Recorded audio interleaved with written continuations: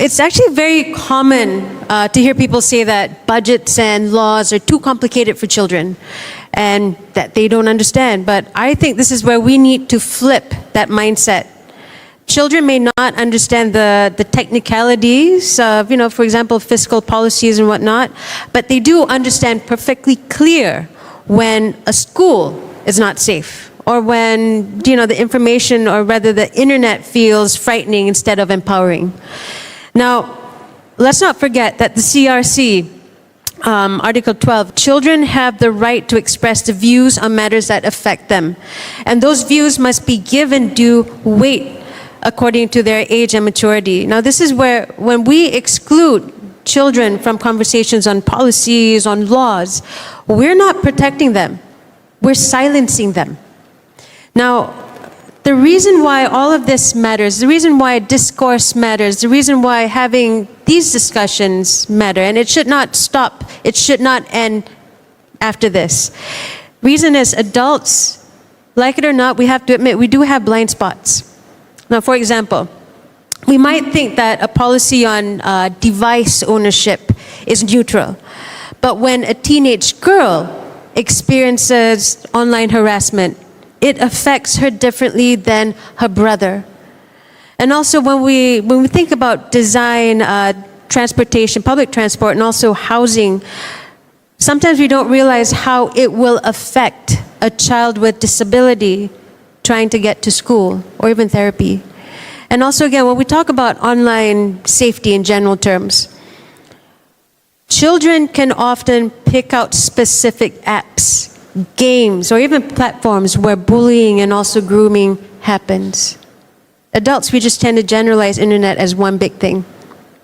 And also another misconception is that listening to children means handing them decision-making powers to them. That is not the case, because the responsibility still sits with the adults, the parliament, the executive, the courts. We just exercise the responsibility informed by the children, their experiences and views, and in other words, we don't abdicate responsibility, we enrich it.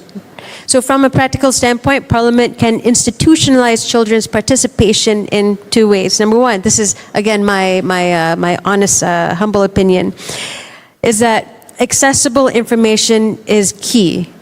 We should probably look into providing simplified versions of budget priorities or even key bills so that children, young people, young adults can also understand what is being proposed and maybe discuss it with friends and teachers. And again, second is to also have regular engagement platforms such as with the PSSC and even the APBGM on children's rights, the Children's Council or youth parliaments, where MPs can also sit down and interact directly with children in structured dialogue, even unstructured, informal. Yeah, again, let's keep the conversation cozy, santai. Now, the thing is, if we keep telling children that policies are too complicated for them, then let's not be surprised when they grow up to be adults that feel very disconnected and cynical when it comes to anything pertaining to government and policies and so forth. So on the other hand, when children see that their voices can influence debates, this is where they begin to understand that democracy can work with them, not just over them. So again, why should parliaments listen to children? Not even just parliaments. Why should adults listen to children? We talk about laws and decide important things for the country. Very simple.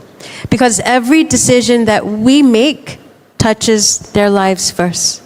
The safety of their schools, the air that they breathe, the things that they see online, the healthcare that they depend on, and also even the planet that they will inherit after we are long gone.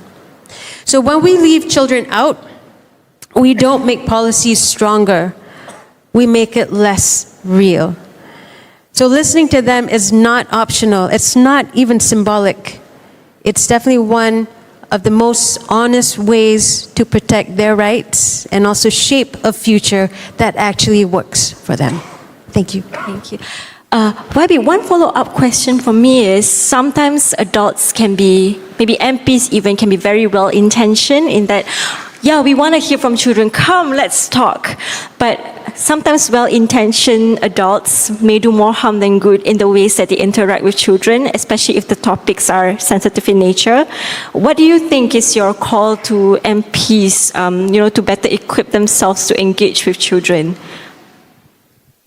I think, okay, allow me to be a little bit candid here. As adults, we were children once.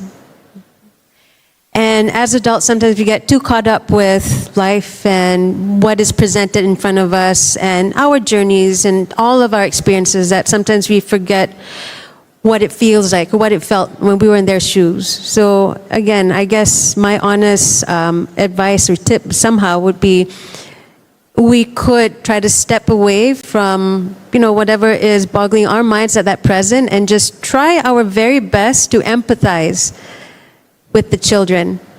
Like what would make them comfortable? How would a setting be more conducive for an honest discussion with children? Again, I don't have all the answers, but again, this is an ongoing discussion that we can have with other adults as well. Like what would be best?